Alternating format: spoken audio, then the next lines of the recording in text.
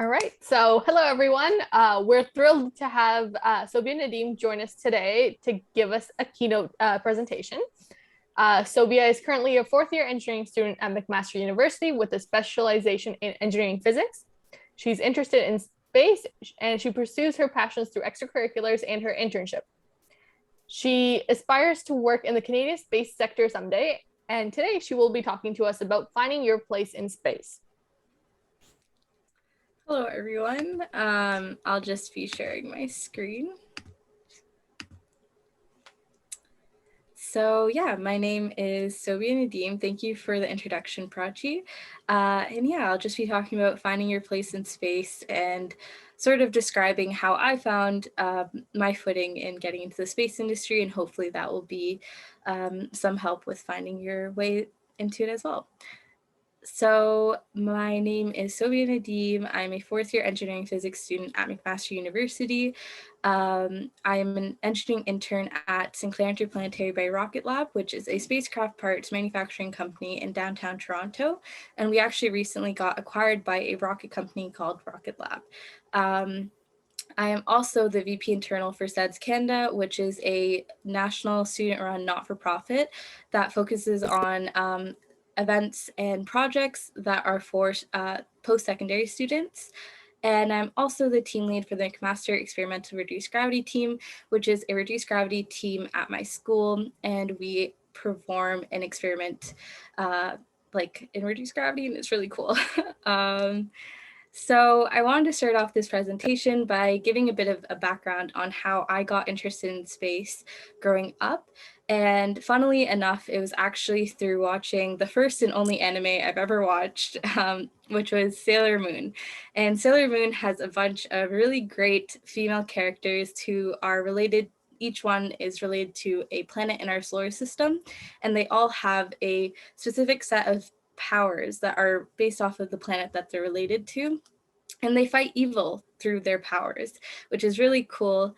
And you can tell that this is definitely an old show because there was Sailor Pluto. And as we know, Pluto is no longer seen as a planet. So, definitely a really great start to getting into space at a young age. And then, how I ended up growing my interest in space was actually through my older sister, Hera. She is really interested in space. And when I was growing up, she taught me everything I knew. And when she started getting interested into space, she also taught me, and I also started getting interested as well.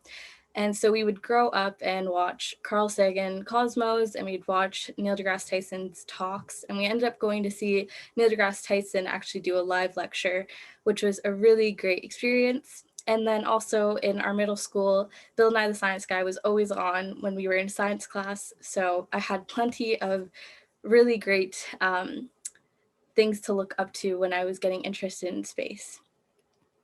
So I was asked a bunch of times when I was growing up what I wanted to be. And I never really had a clear answer for this. And it was never consistent at all. When I was in middle school, I always had like different aspirations, and it wasn't always related to being in STEM or in engineering or anything like that. But when I was in my final year of high school, I actually had to make a decision because I was applying for universities. So I had to decide what type of program I wanted to apply to and what university that would be at. So I looked back at my high school days and I found that I sort of liked math and I was decently good at it. I also liked physics enough and I was sort of good at it as well. So I decided to apply for engineering and I got into my first choice university, which was engineering at McMaster University. And it was a really awesome experience, but I found that my first year of engineering was really hard, and I learned a lot of great lessons from that. I learned a lot within the classroom, but also outside, and it was just a difficult adjustment to the university life, but it was a good time for developing. And one of the biggest lessons I learned was to not fear failure. I learned that failure, as long as I tried my best, even if I did fail, it wouldn't be a problem because it would be a really good learning experience. And from learning this, it really helped me with getting into my passions, because I wasn't afraid of not, succeeding. I was just really excited to be there and to learn as much as I could. And it's reflected, like this lesson is reflected in the industry as well. And one of the biggest advocates for being okay with failure is definitely Elon Musk. And he says, if something is important enough to try, you should try, even if the probable outcome is failure. And I think that this is a really good lesson, because you should always try something and never fear that like it won't go to plan, because it's just a really good learning experience, regardless if it goes how you would hope it to go. So that was a good lesson that I learned in my first year of university. And after that, I started to find my footing in university and start doing better in school. And then I started to pursue my passions for space through extracurriculars. And I learned very early on that the Canadian space community is growing quite a lot, and that there are actually a lot of really great opportunities for post-secondary students. And in my second year of university, I became the president of the McMaster Planetary Society, which is a former student chapter of the Planetary Society. And the Planetary Society is a organization that was founded by Carl Sagan, and that is currently being run by Bill Nye the Science Guy. And I have a picture of my executive team, and this was us at the last in-person conference that we hosted in 2020. It was called Ascension 2020. And it was a really awesome experience being the president of this club, because I learned a lot about leadership and about the space industry in Canada. And it was a really good time to learn that. And also through this, I was able to meet Bill Nye in person, and I was able to do so with my sister, which was super awesome because we had watched him all the time growing up. So getting to actually meet him in person was very cool. And then I wanted to talk a bit about the research that I did. So in my second year as well, I started getting involved with the McMaster Experimental Reduced Gravity team. And we are a student-led research initiative that is trying to sort of tackle or look into the issue of space debris, as it is a growing problem. And one of the avenues to try and solve space debris is actually to refuel satellites, because as it is right now, when a satellite runs out of fuel, um, that's sort of the last chance for the satellite to continue its mission. So once it's out of fuel, it's basically decommissioned, and all onboard systems, even if they work, they are no longer able to be used. So that's sort of like if you're driving your car and it runs out of gas, you just throw it away and then buy a new car. It's definitely not an efficient way of going about things, but it's sort of the only solution that we have right now. So one way to solve this would hopefully be through satellite refueling, which would then have like on orbit, basically like satellites that would refuel other satellites, and then hopefully prolong the mission lifetime of satellites on orbit. And so we focused more on this phenomena called fluid slosh development, which happens when you have a half-filled tank and there's a regular movement of fluid inside of that tank, which could lead to instabilities. And that is not very good on orbit. So definitely trying to mitigate the development of fluid slosh is something that we're trying to focus on. And definitely we tried to employ a mitigation strategy called slat screens, which would then hopefully disperse the liquid coming into the tanks and try to reduce the development of fluid slosh. And through being a part of this team, I was able to float in reduced gravity. And here is me just floating, not really doing much. And then my lead as well, his name's Michael. He was actually performing the experiment and like using the laptop. So I just got to dangle a notebook in reduced gravity, which is a lot of fun. And yeah, and then another thing I wanted to talk about was there's a lot to do in space. So if you are passionate about engineering, there's a lot of opportunities to get involved in space, but also if you have other interests, like if you're interested in art, that is definitely something that can be incorporated in the industry. And there are definitely a lot of companies that value art and STEAM aspects. as well. So one example would be Planet in San Francisco. So Planet has this program where people all across the world, no matter what your educational background is or your age, you can send them your artwork and they can then choose your artwork and then etch it onto the panels of their satellites and send it up to space. So I did that last year, and this is a piece of my artwork that ended up going onto one of their satellites and is now floating in space, which is really cool. And with that, I just want to reiterate that space is for everyone, and definitely no matter your race or your educational background or your gender identity, there's always a place for somebody in this industry, and that's what I love so much about it. And yeah, it's a really awesome industry to be a part of. So I was looking into ways for youth to get involved because I'm very much involved in like the post-secondary aspects.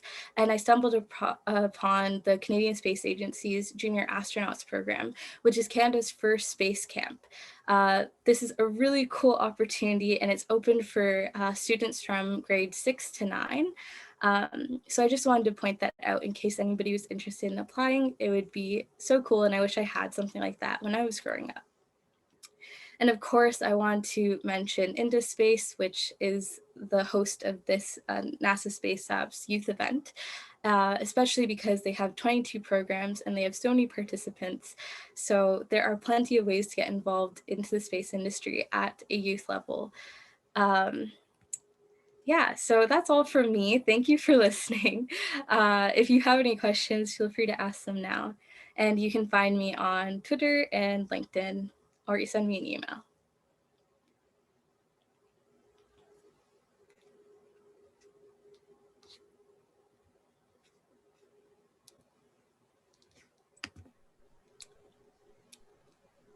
I think Prachi is almost joining, but I want to say thank you so much for the shout out, but excellent talk in general. Thank you. But yeah, I think we'll open it up. We have a mixed audience.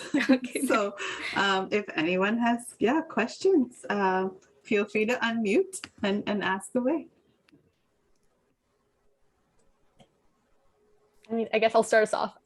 Sure. So like, great talk, really enjoyed it. And like you said, I wished I knew about these like opportunities as a kid too. That'd be a great way to enter, like explore things I like learning about. My question was about the zero gravity plane that you got to go on. Yeah. So how was that experience? Like, would you like, was it, so you said it was from your research project, but like, could people do it other than a research? Like, could they just do it for fun or like just to get the experience? Yeah, I think so. There's a few avenues to do it outside of just like doing it through the research, but I think those are costly. So the plane that I went on was called the Falcon 20 research aircraft that is a part of the National Research Council of Canada. And so they partner up with SEDS Canada, which is one of the organizations I'm part of. And every year they actually offer students who have research projects to fly their research project on their plane. So that's a way to experience this through a free avenue. Otherwise, I think it might cost some money, which might not be the most accessible, but definitely would be so cool to have like or to have reduced gravity experiences for everyone. Would you do it again? Yeah, definitely. I didn't throw up, which is great, but I do know that like I didn't get too many parabolas in, so if I had done more, I might have thrown up. So yeah. I mean, it's the vomit comet, so.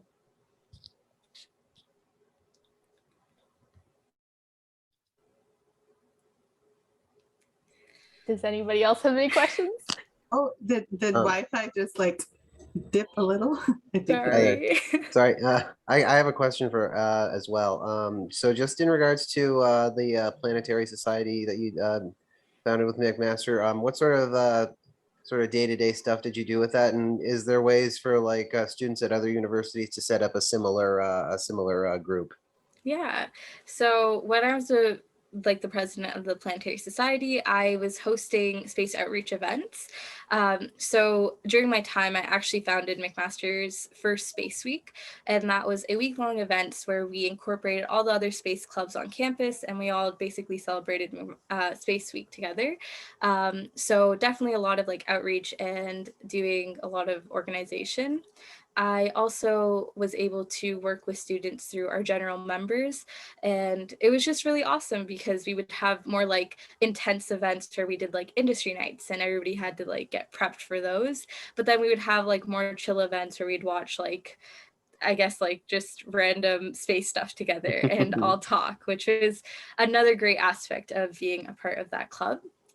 And pretty much, I think, so right now we were a former chapter of the Planetary Society because the Planetary Society actually stopped producing chapters. But we were still able to be in contact with like the Planetary Society outreach person, which was awesome. Her name's Kate Howells.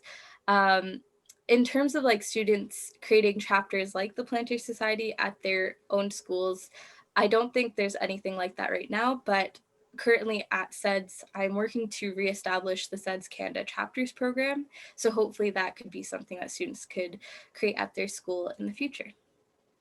All right, thank you. That's really cool to hear. And I just want to say you seem to have had like a really like enjoyable, like amazing career in space, and like you've done all this stuff, and it was like very cool to see that like all these opportunities are available.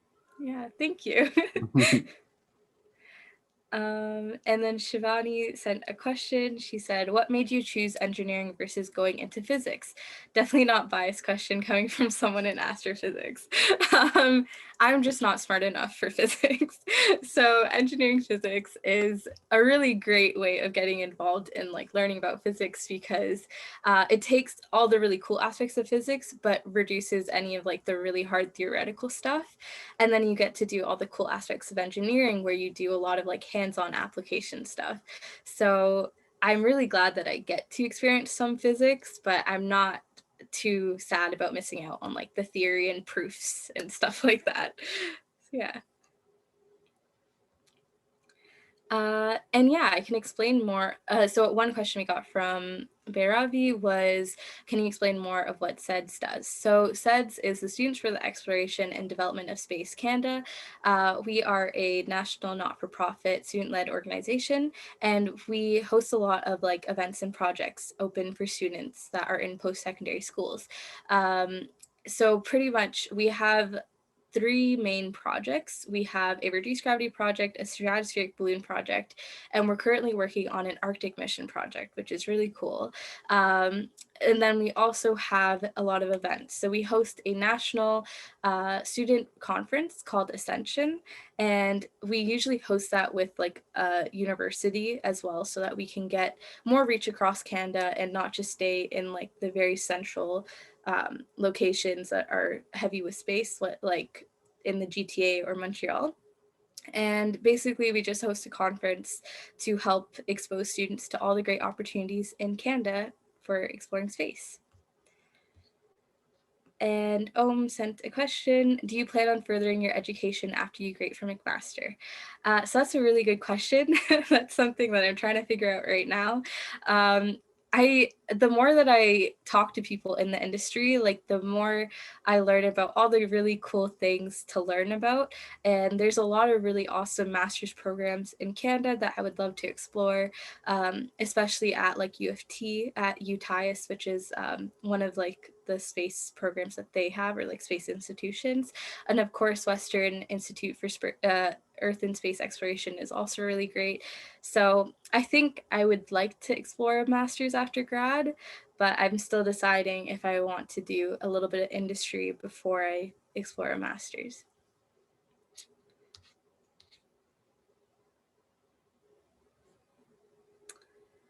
And then Baravi sent a question about what do I do at Sinclair?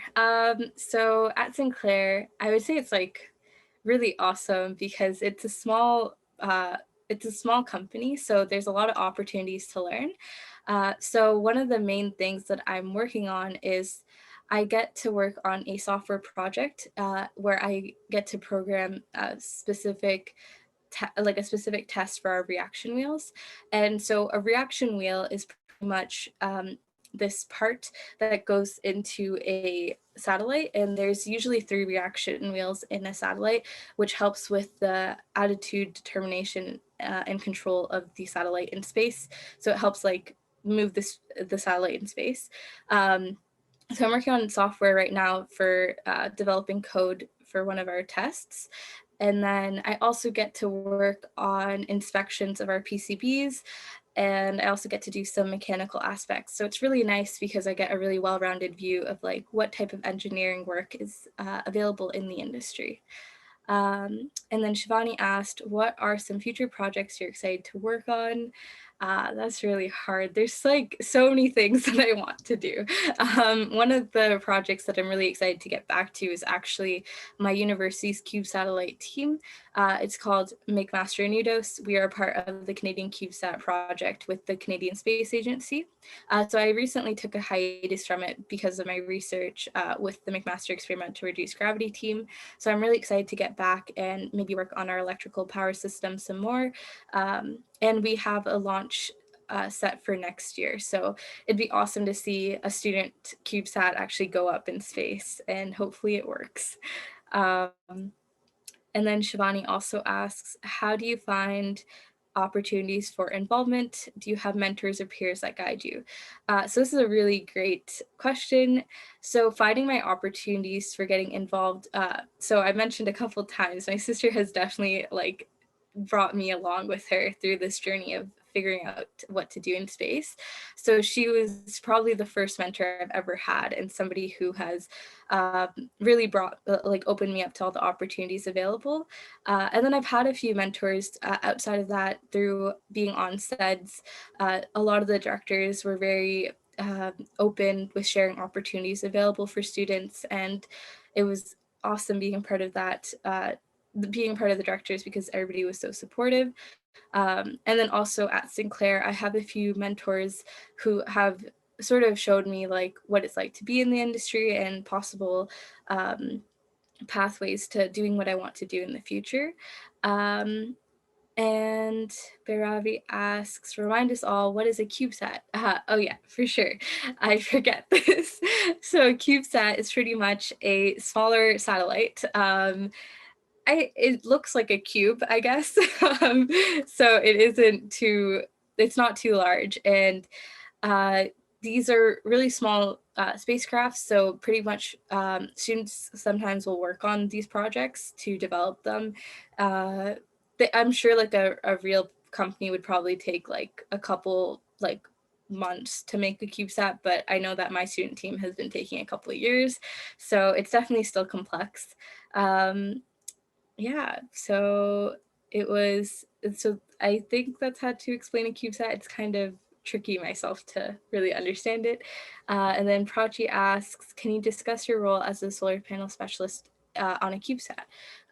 So I was a solar panel specialist for the McMaster Nudos Cube satellite. And what I did was I worked on this thing called PCB design, which is basically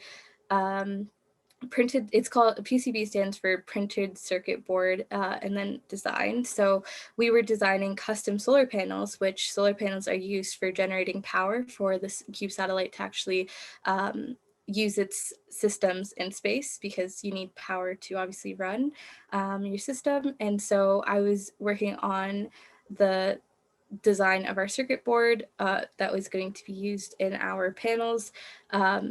And it was really great because I got to use this software called LTM PCB Designer, which is a industry level program. And so it was really tricky for me to learn at first because I didn't learn it in school, but it was really interesting. And when I came to my job at Sinclair, we used something similar to that.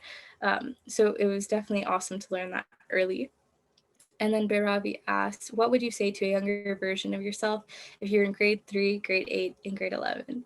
So I would think in grade 3 and grade 8, I would likely tell myself that it's honestly okay to not know what you want to do, because I think I struggled a lot with like not really knowing if I had any passions or like feeling like I didn't know what I wanted to do with my life. Like obviously as a middle schooler, it wasn't that big of a deal, but I feel like it was something that I would think about sometimes. So it's definitely okay to like not know what you want to do, and to just enjoy, I guess, which is something that I like to do a lot. And then in grade 11, I would have told myself that sort of not to stress too much, because I think I was really worried about university, because honestly, anything that I stressed about, it happened. So it might be good to just save yourself any of the worries that you might have, and just be okay with going to university and dealing with like whatever comes. And even if it's hard, you'll get through it, which is something that I was worried about. But yeah. So I talked a lot. I don't know if I answered all the questions properly, but yeah. And then Prachi says, what was the coolest thing you have learned in your experiences? I think the coolest thing I learned was, that's a really good question. Let me think about that. I guess I learned that there's actually a lot of opportunities in Canada for space, which is something that I guess I didn't think about too much when I was younger. Like I would look at obviously NASA and the US for having such cool opportunities, but it was really great to learn that Canada has a lot of avenues for doing a lot of different space stuff. And then Shivani asks, if youth want to reach out to you for advice, where could they reach you? I think the best place to reach me would likely be on LinkedIn or on or through my email. So I put my email on the PowerPoint, but I don't think it's up anymore. So I could probably we can share it. Okay, yeah, for sure. For sure. Yeah. So definitely LinkedIn or my email.